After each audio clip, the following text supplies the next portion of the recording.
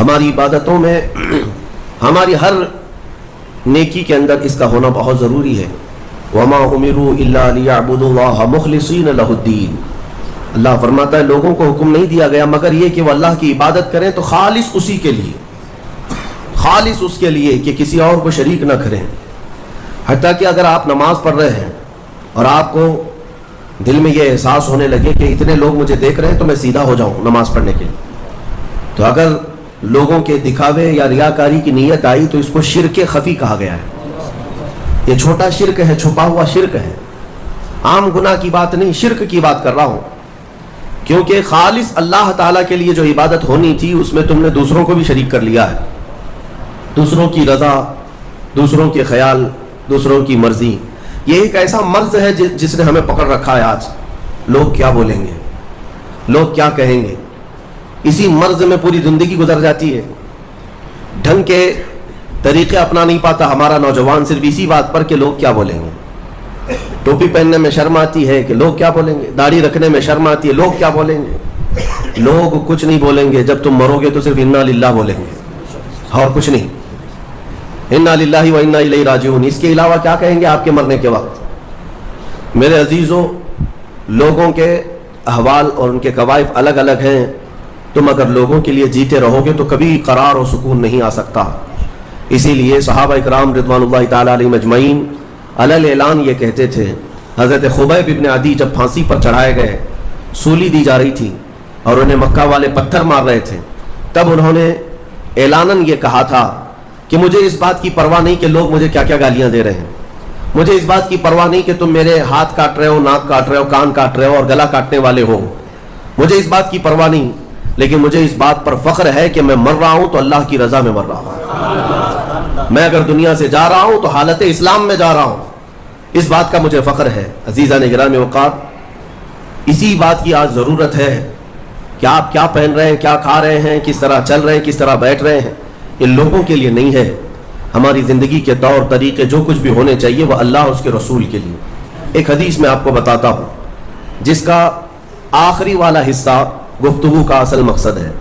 ایک بار رسول پاک صلی اللہ تعالیٰ علیہ وسلم مجلس میں بیٹھے ہیں صحابہ کے، ایک اجنبی شخص آیا، مجلس میں آیا، آ کر کے سیدھے حضور پاک صلی اللہ علیہ وسلم کے قریب بیٹھ گیا، اتنا قریب کہ اپنے گھٹنے حضور کے گھٹنے سے لگا لیا، قریب سے قریب ہو کر بیٹھا.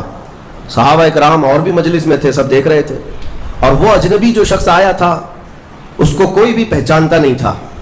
اس نے آتے ہی سوالات کرنا شروع کیا. سب سے پہلے اس نے پوچھا مل ایمان، ایمان کسے کہتے ہیں؟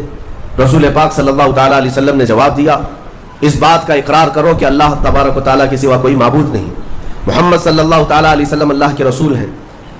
فرشتوں پر اور اللہ کی کتابوں پر، رسولوں پر، تقدیر پر، قیامت کے دن پر اور مرنے کے بعد دوبارہ زندہ ہونے پر یقین رکھنا. اس اجنبی شخص نے پوچھا مل اسلام، پھر اسلام کیا ہے؟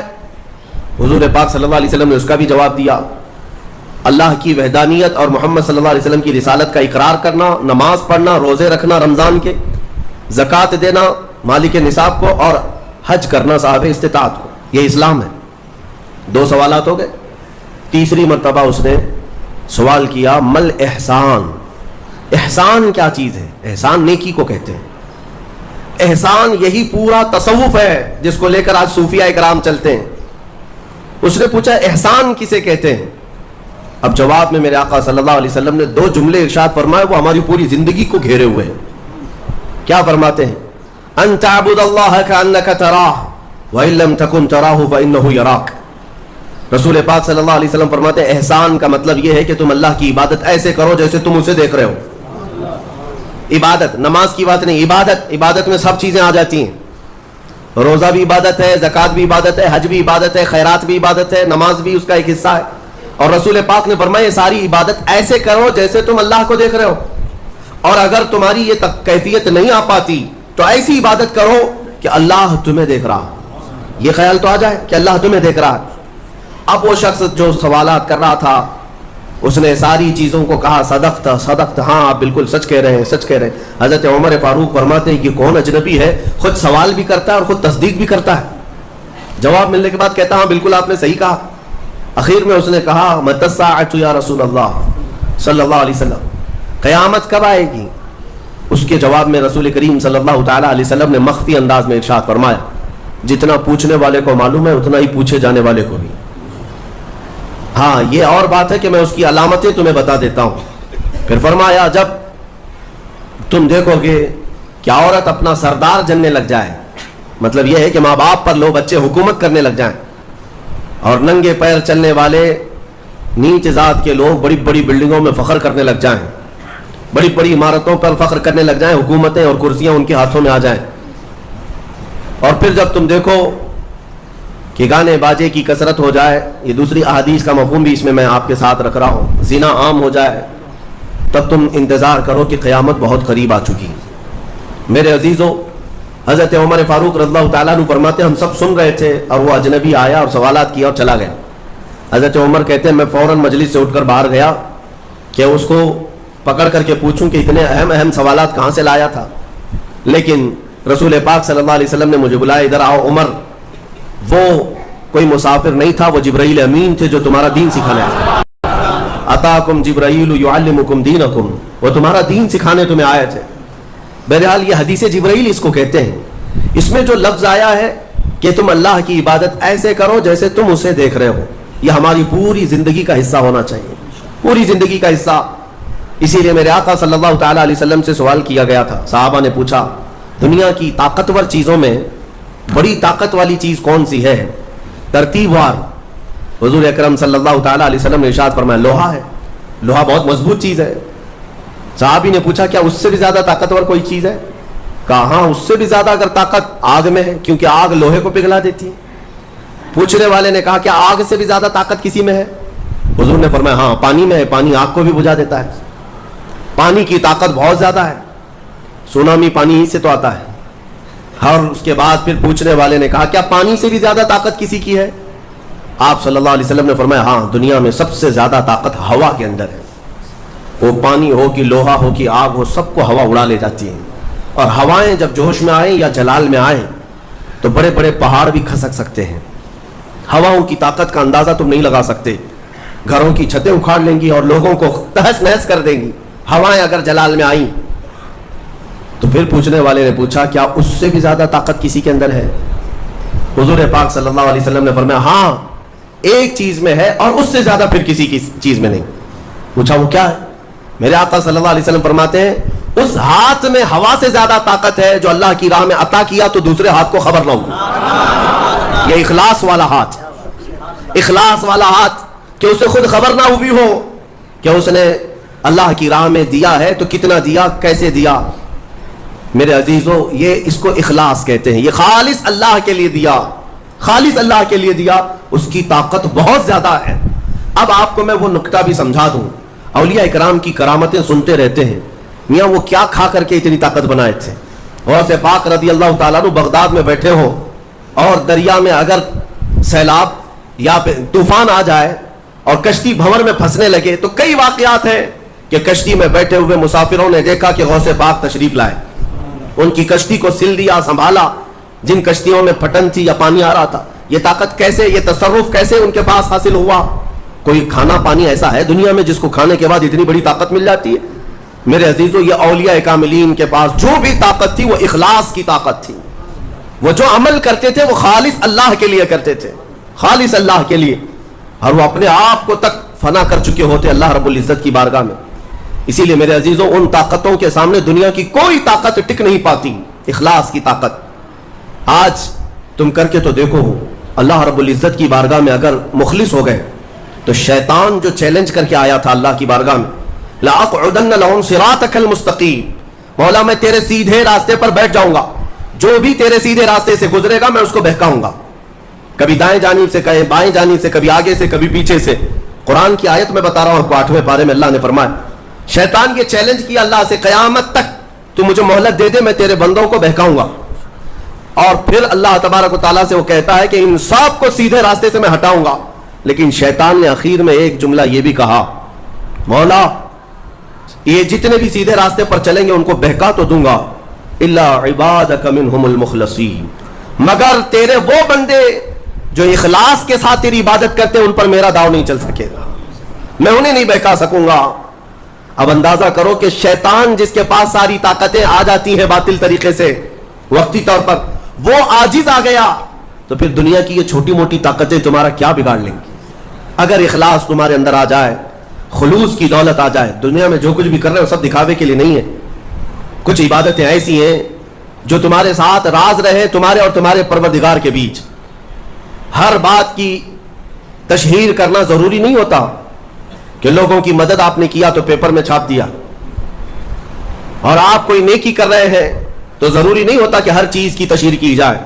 ہاں، کچھ چیزوں میں حکمت اور مصلحت ہو سکتی ہے کہ لوگوں کو نیکی کی طرف بلانے کے لیے اعلان کیا گیا ہو، لیکن ہر چیز میں نہیں. عزیزان گرامی وقار، اخلاص جب کسی کے پاس ہو تو ایک اور حدیث میں آپ کو بتا دوں، بندے جو عبادت کرتے ہیں نا یہاں پر دنیا میں بھی، سب کا کچھ نہ کچھ ایک غرض ہے، کچھ نہ کچھ ایک مقصد ہے. آپ نماز کے لیے آئے ہیں یا نیکیاں کر رہے ہیں یا گناہوں سے بچ رہے ہیں تو کوئی تو غرض ہوگی. ہاں، دو میں سے ایک چیز ہوگی، جہنم کا خوف ہوگا، اللہ کے عذابات سے ڈر لگتا ہوگا اس لیے نماز پڑھ لیتے ہیں، پوری اپنی صحیح کر لیتے ہیں، یا تو پھر جنت کی نعمتوں کا شوق ہوگا کہ جنت میں جانا ہے، صحابہ تابعین اولیاء کاملین کے پڑوس میں رہنا ہے. یا تو شوق ہے یا تو ڈر ہے، اور یہ دونوں چیزیں بندے کو عبادت کرواتی ہیں. قیامت کے دن کے متعلق حدیث میں ملتا ہے، جب بخشے گئے ہوئے لوگ جن کو جنت بھیجا جا رہا ہے، جنتیوں کی بات کر رہا ہوں، عام کی نہیں، تو اس میں 3 کیٹیگری ہوں گی. ایک جماعت وہ ہوگی جن سے اللہ تعالیٰ فرمائے گا کہ اے بندو، تمہارے اوپر آج جنت کھول دی گئی، تم بخش دیے گئے ہو، تم عبادت کرتے تھے دنیا میں، بتاؤ کیوں کرتے تھے؟ وہ بندے کہیں گے کہ مولا تیری جہنم سے بڑا ڈر لگتا تھا، اس کے عذابات کا خوف تھا، اس لیے ہم عبادت کرتے تھے. رب تعالیٰ فرماتا ہے کہ جس چیز سے تم ڈرتے تھے میں نے آج بچا لیا، جاؤ میری جنت میں. ان کو جنت بھیج دیا جائے. دوسری ایک جماعت، ان سے رب تبارک و تعالیٰ پوچھے گا تم کیوں عبادت کرتے تھے؟ تم بھی جنت کے مستحق ہو گئے ہو، آج بخشے گئے ہو. وہ لوگ کہیں گے کہ مولا ہمیں تیری جنت کی نعمتیں سننے کے بعد اس قدر شوق تھا کہ ہم وہ نعمتیں حاصل کرنے کے لیے دن رات عبادت کیے، ذکر کیے، تسبیح پڑھے، اور آج کامیاب ہوئے. رب تعالیٰ فرماتا ہے میری جنت کی خواہش کرنا بھی نیکی ہے، جاؤ میں تمہیں جنت دیتا ہوں. وہ بھی جنت میں چلے گئے. تیسری جماعت تھی، ان سے پوچھا جائے گا تم کیوں عبادت کرتے تھے؟ تم بھی آج جنت کے مستحق ہو گئے. وہ کہیں گے کہ مولا ہمیں تیرے جہنم کے عذابات کی بھی پرواہ نہیں، اور نہ ہی تیری جنت کی نعمتوں کی خواہش، بلکہ ہم تو صرف اور صرف تیری رضا کے لیے کرتے تھے، تو راضی ہو جا، ہم جنت و دوزخ کے لیے نہیں. تو رب تبارک و تعالیٰ فرماتا ہے کہ یہ میرے مخلص بندے ہیں، خالص پیور اللہ کے لیے کرتے تھے. رب تعالیٰ فرماتا ہے جاؤ میں تم سے راضی ہو گیا، تم بھی جنت میں.